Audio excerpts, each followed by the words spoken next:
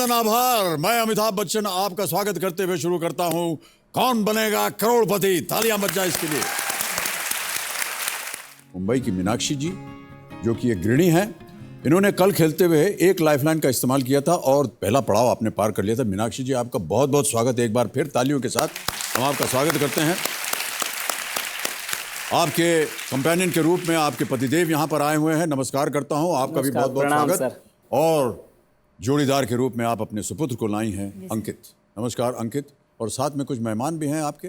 जी sir, पिताजी भी हैं और माताजी भी हैं। बहन जी सर। बहन है। प्रणाम करता हूँ आपको और बहुत बहुत स्वागत आपका। कल जब आपके साथ खेल रहे थे मीनाक्षी जी, तो आपके ऊपर जो हमने वीडियो बनाया था उसकी बारी आते ही हूटर बज गया। जी सर। तो आज हम उसको देख लेते हैं। हमारे दर्शक भी देखेंगे, आपके बारे में थोड़ी सी जानकारी मिलेगी उनको। Can we have that video please? Thank you. जय जिनेंद्र। मेरा नाम मीनाक्षी जैन है। मैं एक हाउसवाइफ हूँ, मुंबई में रहती हूँ। मैं, मेरे पति, मेरे 2 बच्चे, ससुर जी, हम सब साथ रहते हैं। मेरा जन्म राजस्थान के एक छोटे से गांव कुंडा में हुआ है। वहीं पर मैं पली बड़ी और वहीं के एक छोटे से सरकारी स्कूल में मैंने 10वीं तक शिक्षा प्राप्त की। मैं बीसा नरसिंहपुरा दिगंबर जैन संप्रदाय से बिलोंग करती हूँ। मुंबई में हमारी कम्युनिटी इतनी छोटी है कि सब एक दूसरे को जानते हैं और ये छोटी कम्युनिटी एक बड़े परिवार की तरह है। हमारे कम्युनिटी की तरफ से ज़रूरतमंदों को खाना दान दिया जाता है, रक्त डोनेशन कैंप लगाए जाते हैं, ऐसे कई तरह की सेवाएं की जाती है ज़रूरतमंदों के लिए। लेकिन मुझे इस बात का दुख है कि हमारी कम्युनिटी में शादी से अलग होना नहीं माना जाता, जिसकी सज़ा मेरे पापा को सामाजिक बहिष्कृत होकर चुकानी पड़ी।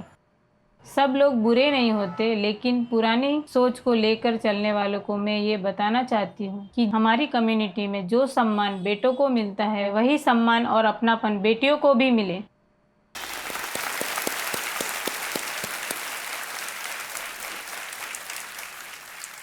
बहुत सी बातें आपने कही। एक तो हम जानना चाहते थे कि ये जो आपने कहा जो आपकी कम्युनिटी है दिगंबर जैन, सही कहा मैंने? जी सर।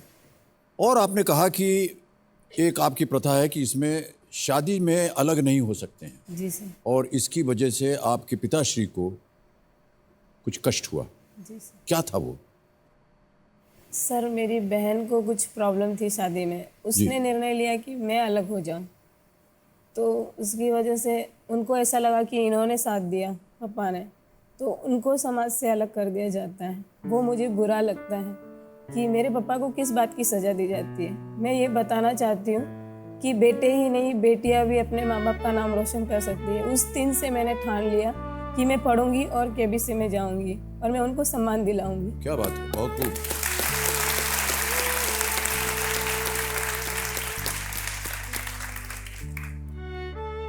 तो ऐसा समाज में एक प्रथा है कि शादी से अगर कोई अलग हो जाता है तो वो समाज से उसको बहिष्कृत कर दिया जाता है। अब मुझे ऐसा लगता था अगर बहिष्कृत करना था तो मेरी बहन को कर देते आप, पापा को किस बात की सजा दी? जी जी क्योंकि गलती उसने की है आपके अनुसार।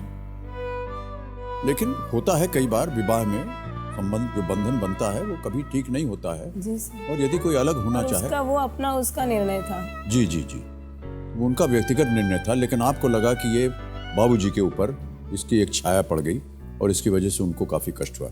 ये अभी भी प्रथा चल रही है। बाबूजी आप क्या कहना चाहेंगे इसके बारे में? जी, अभी भी चलती है। समाज बहुत नैरो माइंड से चलती है, कोई विकास नहीं है।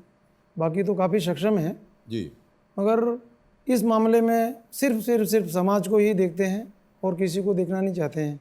जी।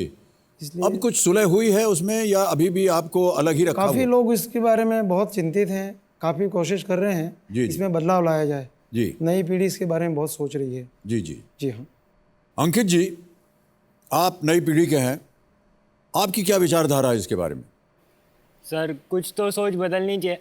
इतना भी मतलब ऐसे नैरो माइंडेड नहीं रहना चाहिए। और अगर लड़के वापस शादी कर सकते तो मेरे हिसाब से लड़कियों को भी मौका मिलना चाहिए वापस शादी करने का। क्या बात है, बहुत खूब।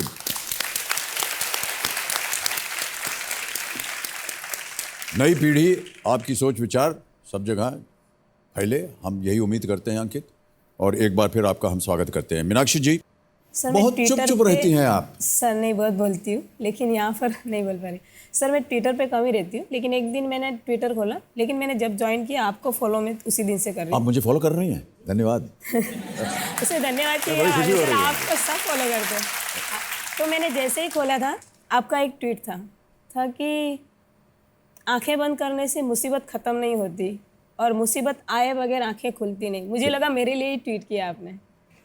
सच में सर